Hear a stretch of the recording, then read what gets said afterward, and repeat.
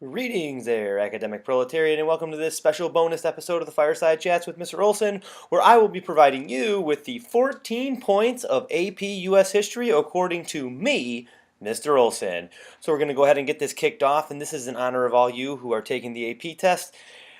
These are the things that you want to keep in mind in order to get that perfect score. All right, so number one, the natives, those guys who were here before the white people came, they built complex and connected societies prior to the arrival of Europeans. Contrary to what the white man might tell you, these Native Americans were complex, civilized peoples. I mean, let's be honest, if it wasn't for them, all the white people would have died. Point number two. Massachusetts and Virginia were two different places. Even though they were both settled by the British, they grew up differently.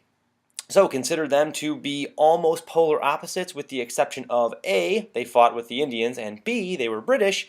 You need to remember that Virginia grew cash crops like tobacco, and Massachusetts was focused on religion.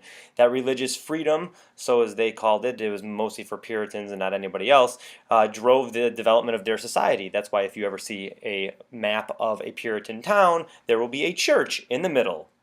Point three, colonists at first were cool with being British because the crown left them alone. It wasn't until the French and Indian War in 1754 to 1763 that that relationship really changed. That's a changing relationship that you must take note of. But it's important to remember that the colonists didn't just get off the Mayflower and say, hey, where's the revolution?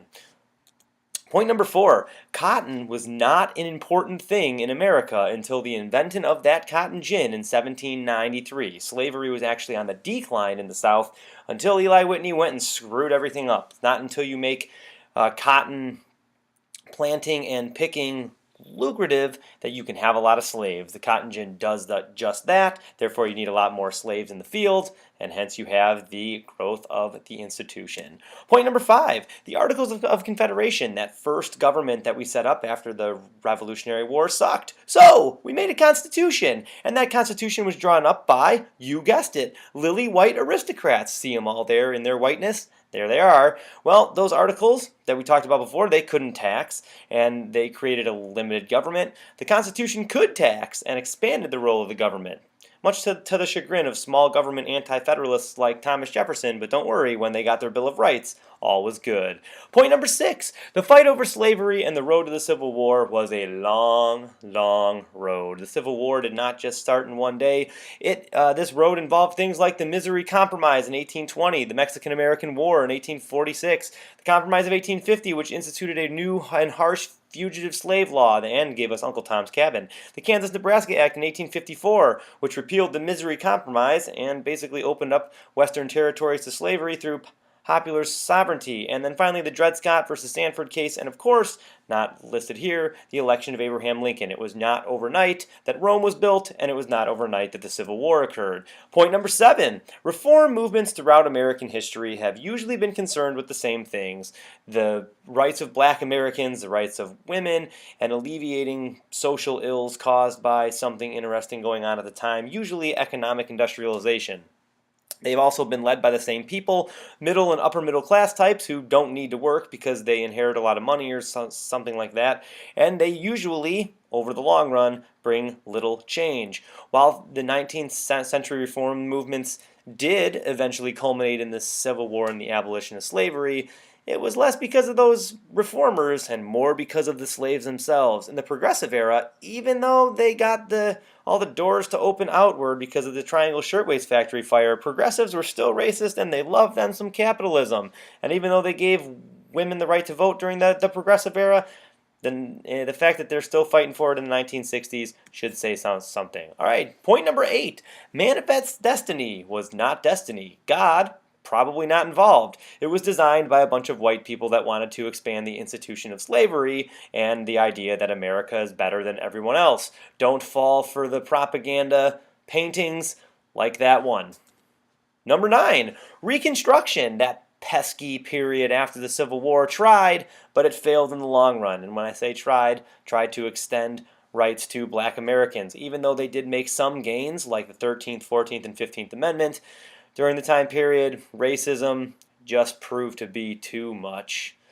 Point number 10, collective security. No, just kidding. That was the actual 14 points. The Gilded Age featured a lot of crappy situations for most. Just remember Jurgis in the jungle, and some great stuff for a very few amount of people, like John Rockefeller and J.P. Morgan and Andrew Carnegie. They ended up all right, but workers did not.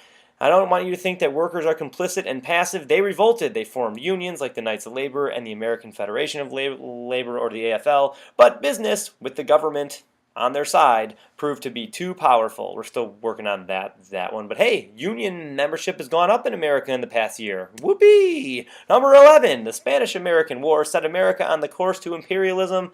But let's be honest, we had been working towards that whole taking over people and subjecting them to our hegemony for a while. Anyways, the Spanish-American War in 1898 put us on that course, and eventually is going to be one of the reasons that we feel obliged to get into World War I, and then feel obliged to get involved in the peacemaking afterwards, and feel obliged to allow Woodrow Wilson to make 14 points, off of which this video is based. Number 12, the New Deal and the Great Society massively increased the size of the federal government. So that New Deal, if you recall, focused on fixing the Great Depression, made a bunch of different acts that had awesome acronyms, pictured there with a smiling FDR. The Great Society, less acronyms, same amount of government intervention. It was aimed at fixing persisting racial and social problems, though, did not come in the wake of a depression. It also failed.